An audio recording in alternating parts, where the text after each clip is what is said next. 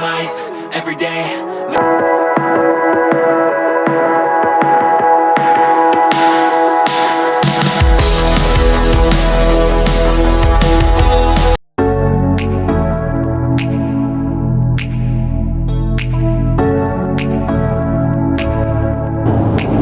Hi guys! So today, pupunta kami ngayon sa St. Augustine downtown. So that one is old downtown here in St. Augustine, Florida.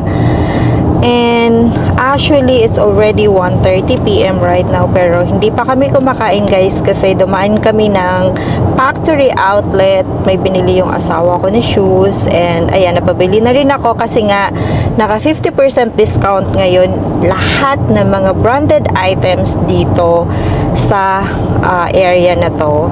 And ayun nga, kasi nga mag-year end na siya and parang naka-year end sale sila ngayon kaya mabubudol ka talaga mag-shopping.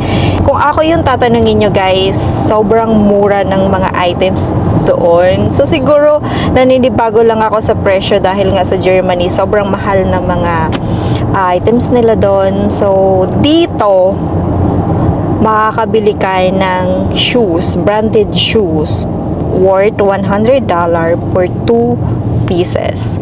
So nakakatuwa mag-shopping. Kaya nung nasa Germany talaga ako guys, hindi talaga ako nag-shopping ng bongga kasi nga inipon ko yung pera ko para pagdating dito sa US is dito kami mamimili. So right now on the way kami ngayon guys sa Old Town dito sa St. Augustine, Florida. And right now, yan, maghahanap muna kami ng pag-stop over para kumain kasi nagugutom na kami. Hindi pa kami nagla-lunch. Mag-almost 2 p.m. na dito. Are you hungry, love? Guys, bumaba muna kami para bumili ng water kasi nga nagugutom na mi. Just only regular water, love.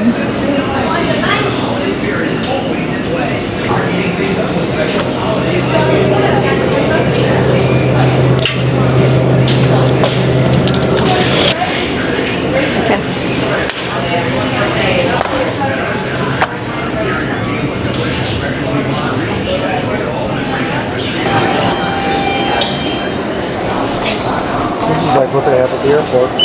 Yeah. Self-checkout. Thank you.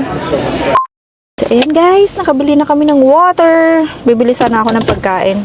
Kasi nga nagugutom na ako, kahit snacks lang. Wag daw ako bumili kasi nga kakain daw kami ng lunch pagdating namin sa downtown. So, Look at those things. oh, that's cute! It's like a motorcycle with 2 wheels in the front. Look at But that. Like a car. I forget what they call the spiders, maybe? I don't know. That's cute. I can drive that. Yeah. It's classified as a motorcycle, but Let's go. okay, I want to show you something. I'm going to stop and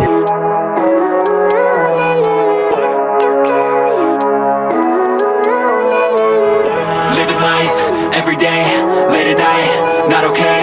All I want, and I pray, all I need are some better days. Fuck me, I'm looking in the mirror, so foggy, but I've never seen clearer. I don't really think anyone can save me, and honestly I'm not really sure I want saving. I like to be my own worst enemy. There's no risk if you don't try at anything, so I'ma just keep buying everything. See you in the next life, have to be a better me. I don't think that my head's on straight, gotta flip it and grip it and go and get an x-ray.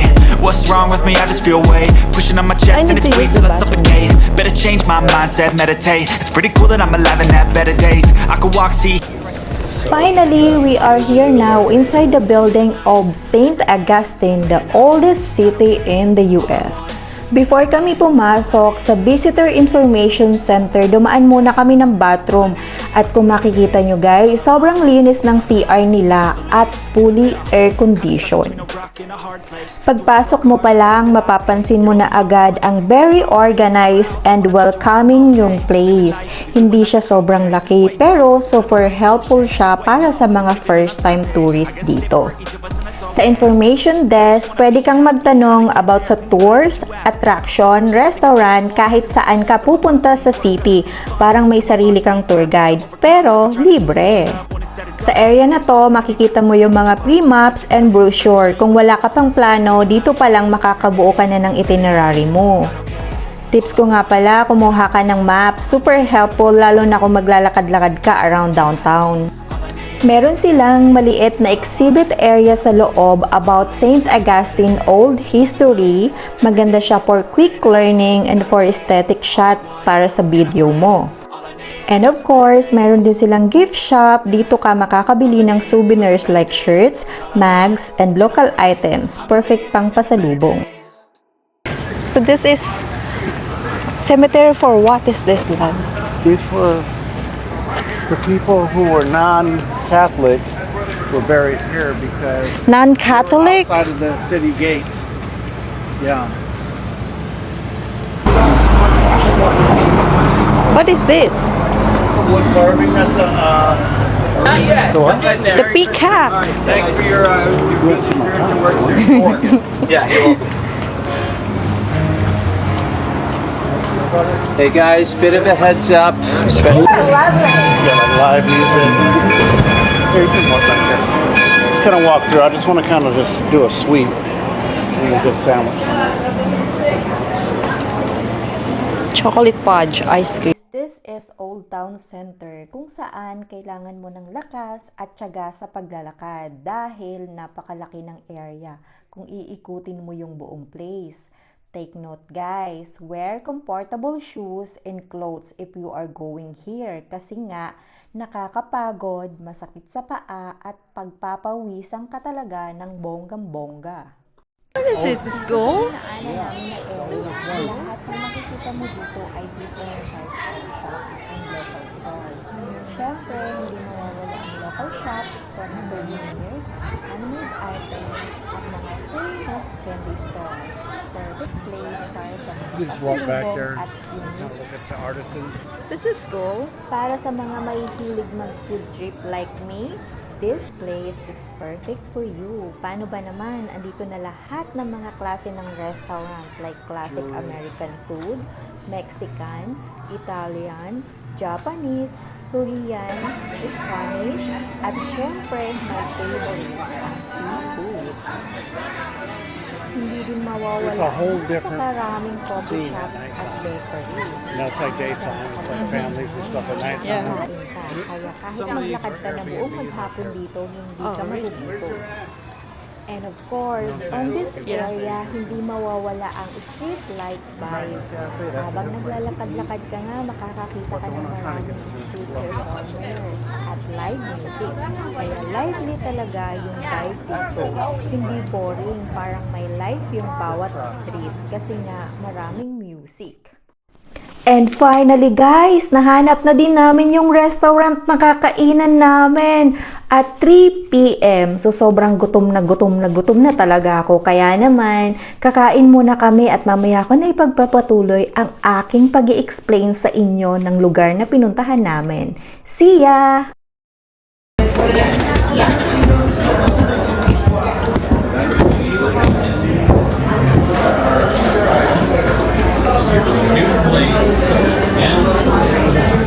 Four glasses to your pitcher. We'll do that. Perfect. What flavor one? We have the red or the white. Red. Or perfect. Thank you so much. And mixed homemade house with a twist shot of brandy. Prior, we've got 2 glasses garnished with a orange, lime, and cherry. The Sangre de Tura Tinta wine.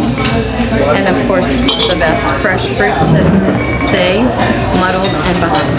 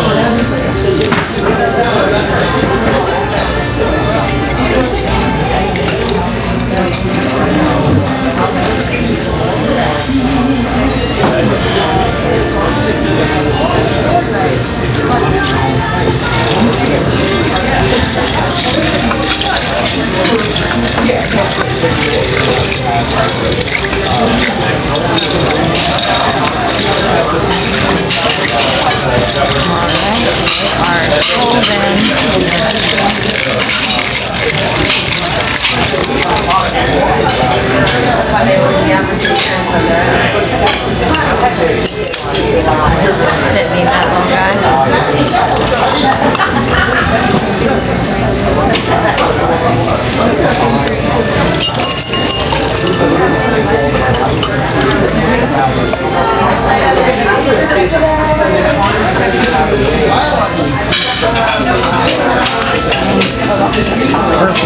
Thank you so much.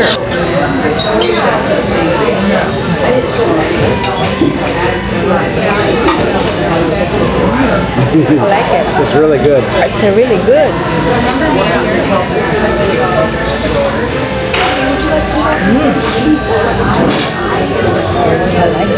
This is my favorite one. What is it? Sangria. But it's something about the way we do it here. So this is one of my favorite restaurants in downtown St. Augustine. There's a lot.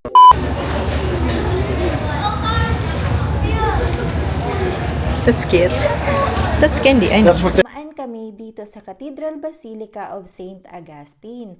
Alam nyo ba, isa ito sa itinuturing na pinaka-importanting churches sa city. Siguro, isa ito sa pinakamatandang church. Hindi ko alam. Hula ko lang yon. Sobrang peaceful ng vibe sa loob. Napakatahimik at wala masyadong tao. Paglabas nga namin ng church, guys, habang papunta kami sa car park, nadaanan namin tong Port Landmark. Isa sa pinaka-iconic dito ay ang Castillo de San Marcos, isang Spanish port na sobrang tagal na. Gawa pa daw ito noong 1600. Makikita din dito yung massive stone walls at canyons. Perfect for story shots at Instagram.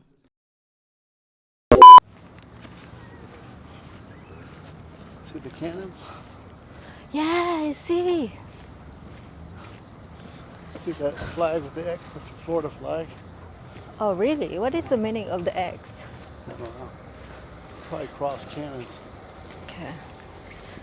So, We can go inside there, but we don't have time today. the what? The antlers on the car? It's raining!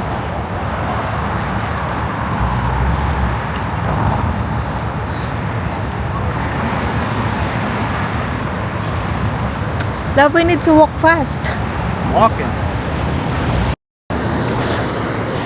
We need to walk fast. It's raining. I'm walking, man. It's raining, love. See the catamaran? Catarans? The what? Catamaran boats. Catamaran? That's the kind of boat that I work in Dubai. Yeah? The yacht, yeah. I think it's bigger, a little bit bigger than that boat. But it looks similar.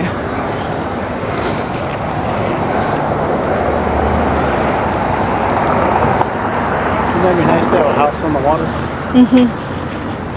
Guys, after nga namin gumala sa Old Town, ipapasilip ko sa inyo ng mabilisan itong St. Augustine Premium Factory Outlet. So this place is just few minutes away from Old Town. As you can see, open air siya. Parang chill lang pero shopping galore.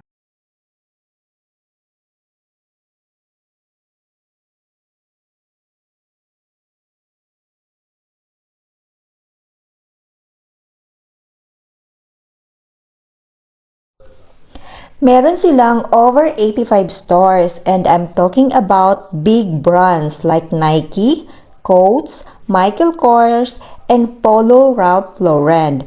And the best part, discounted prices all year round. Hindi lang sale. Everyday low price talaga sila. Kaya naman mapapabudol ka talaga dito sa area na to. Perfect talaga siya if you are looking for new outfits, pang-gift, or kahit gusto mong i-treat yung sarili mo. Honestly, ang dami kong nakitang deals na mapapa-add to cart ka talaga in real life. Alam nyo ba guys, this December, Almost 80% discounted talaga sila. Kaya naman, pikit mata na lang talaga sa gastos.